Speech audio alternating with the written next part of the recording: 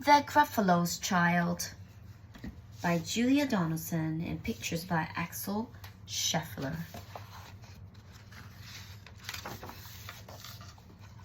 The Gruffalo said no Gruffalo should ever set foot in deep dark wood. Why not? Why not? Because if you do, the big bad mouse will be after you. I met him once, said the Gruffalo. I met him long time ago. What does he look like? Tell me, Dad. Is he terribly big and terribly bad? I can't quite remember, the Gruffalo said. Then he thought for a minute and scratched his head. The big bad mouse is terribly strong, and his scaly tail is terribly long. He has eyes like a pool of terrible fire, and his terrible whiskers are tougher than wire. One snowy night, while Gruffalo snored, the Gruffalo's child was feeling bored. The Gruffalo's child was feeling brave, so she tiptoed out of the Gruffalo's cave.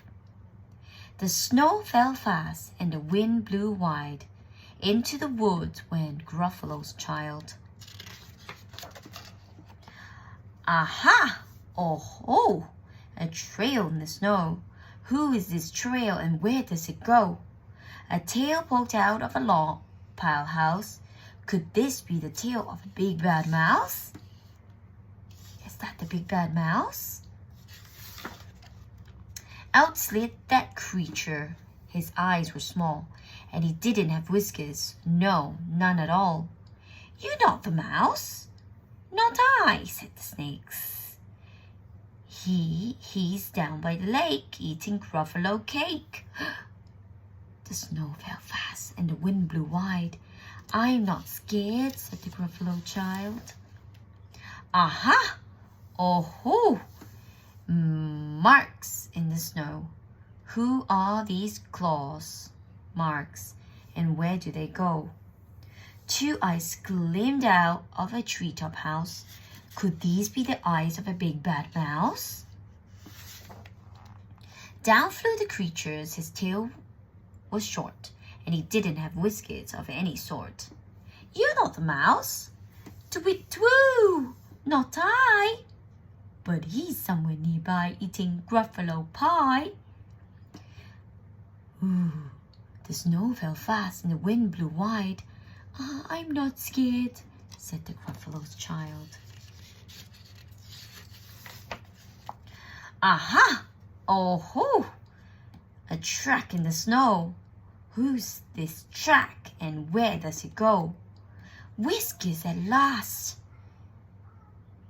And in an underground house. Could this be the home of a big bad mouse? Out skunked the creature. His eyes weren't fierce, his tail wasn't scaly, and his whiskers weren't wiry. You're not the mouse? Oh no, not me. He's under a tree drinking Gruffalo tea.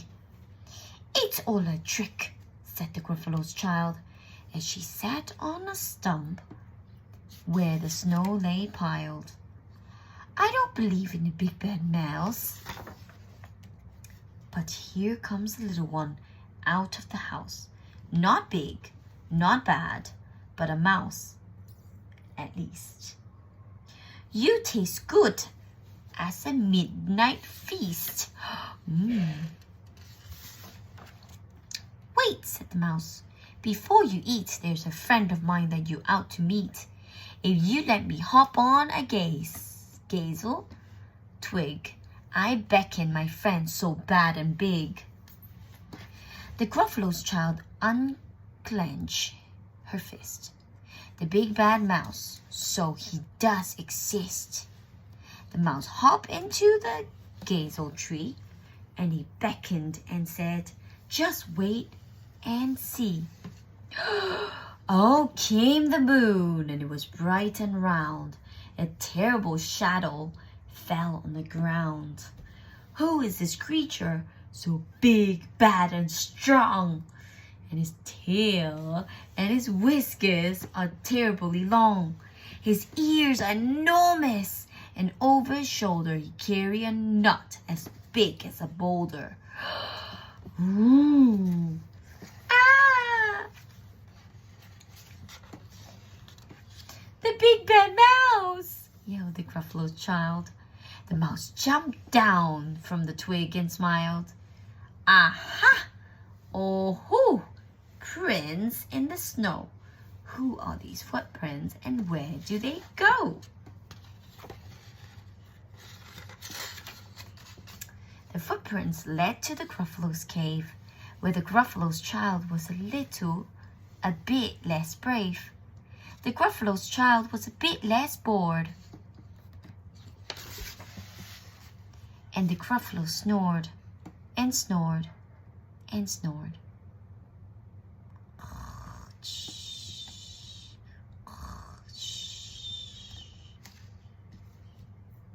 The end. I hope you enjoyed the story.